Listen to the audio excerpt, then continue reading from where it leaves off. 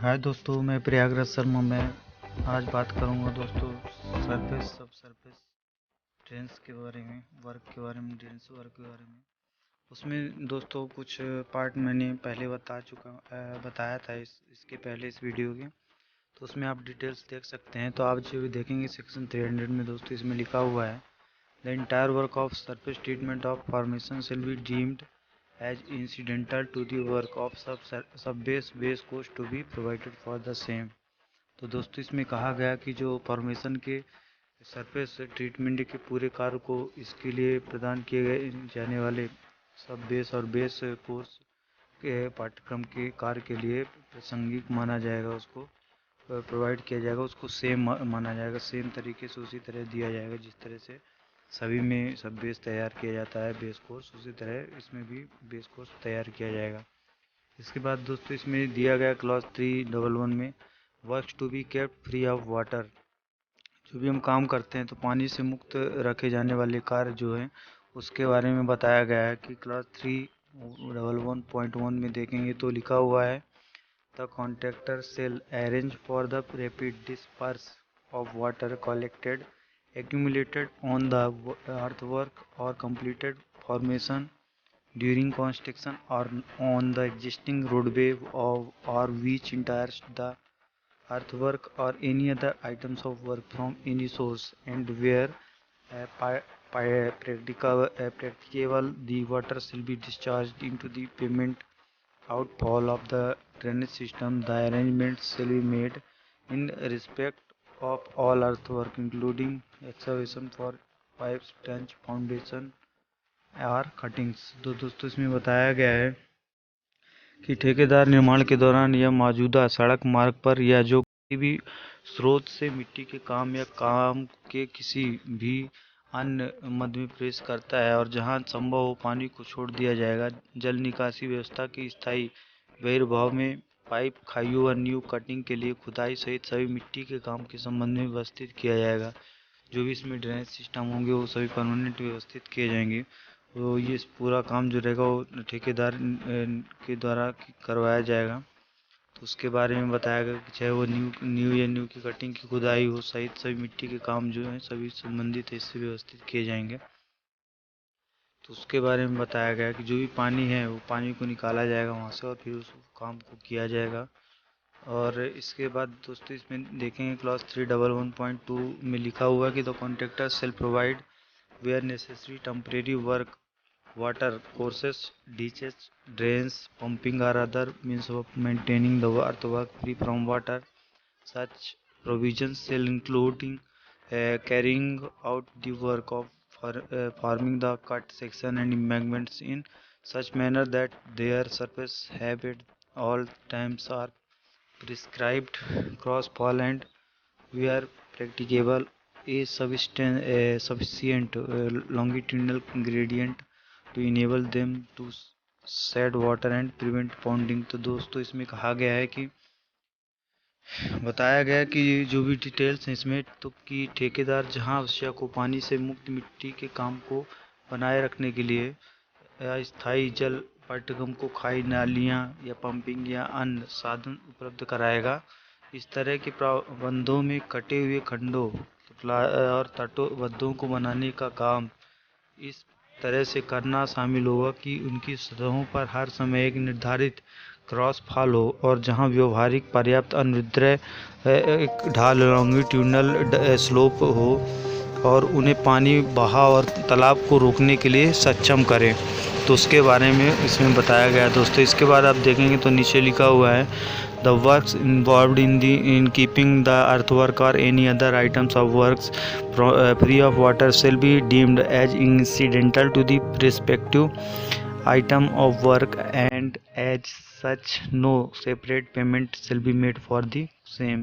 तो इसमें बोला गया है कि जो मिट्टी के काम या किसी अन्य कार्य को पानी से मुक्त रखने में शामिल कार्यों को संबंधित कार्यों के लिए प्रासंगिक माना जाएगा और इसके लिए अलग से कोई भुगतान नहीं किया जाएगा, उसी में माना जाएगा, उसको साथ में लिया जाएगा। तो उसके बारे में बताया गया कि उसको सेपरेट तरीके से पेमेंट नहीं किया जाएगा। इसके बाद क्लॉज 312 में लिखा हुआ है, water courses at culvert. Culvert पर जो जल का पाठ्यक्रम होता है उसके बारे में बताया गया कि जो भी वाटर कोर्सेस कलवर्ट में होगा वो किस तरह से होगा। तो क्लास 312.1 में आप देखेंगे तो लिखा हुआ है दोस्तों कि excavation carried out in the diversion enlargement depending or straightening water courses at culvert where necessary shall include the operations such as clearing, grubbing, removal of vegetation, trimming of slopes, grading of beds, disposal of excavated materials, pumping, timbering, etc. necessary for dealing with the flow of water। तो इसमें कहा गया है कि diversion में किए गए उत्खनन में, एक्सकवेशन में जहाँ आवश्यक हो पुलियों पर पानी को कोर्स को बढ़ा करना, गहरा करना या सीधा करना, जिसमें समाशोधन, ग्रीबिंग, वनस्पति को हटाना, ढलानों की ट्रिमिंग करना, बेड की ग्रेडिंग करना, खुदाई की गई सामग्री को डिस्पोज करना, पंपिंग, टिम्परिंग जैसे ऑपरेशन शामिल होंगे आदि पानी के प्रभाव से निपटने के लिए इसमें डिस्पोज करने के लिए आवश्यक है। तो इसके बारे में इसमें डिटेल्स दी गई हैं। इसके बाद इसमें बताया गया क्लास 312.2 में कि the beds and sloping sides of water course shall, where shown on the drawings, be protected against the action of water by rubble paving to form a flat or curved surface as indicated. The protection shall consist of large smooth-faced stones or of blocks of precast concrete stones. For rubble paving shall be roughly dressed square. No stone shall be less than 2 to 5 mm depth or nor less than 0.028 cubic meter in volume, and no round boulders shall be used after completion of construction. Culvert temporary diversion of water course, if any, shall be closed and water course restored for flow through the culvert as per the direction of the engineer। तो दोस्तों इसमें कहा गया कि पानी के पाठ्यक्रम के बेड और स्लोप वाले साइड जहाँ जो भी ड्राइंग्स पर दिखाए गए हैं, एक सपाट या घुमावदार सतह बनाने के लिए मलबे के फर्श द्वारा पानी को निकाला जाएगा और संरक्षित किया जाएगा, जैसा कि संकेत दिया गया है। सुरक्षा में बड़े चिकने फेस वाले पत्थर या प्री कास्ट कंक्रीट में ब्लॉक शामिल होंगे और मलबे के फर्श के लिए पत्थर मोटे या चौकोर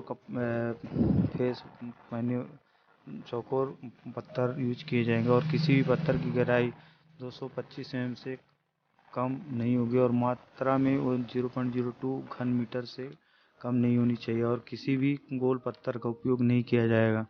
पुलिये का निर्माण कार्य पूर्ण होने के बाद जल मार्ग का अस्थायी मोड़ आदि कोई हो बंद कर दिया जाएगा और तथा अभियंता के निर्देशानुसार पुलिया के माध्यम से प्रवाह के लिए जल मार्ग बहाल कर दिया जाएगा ताकि वहाँ आने जाने में कोई भी प्रॉब्लम ना हो।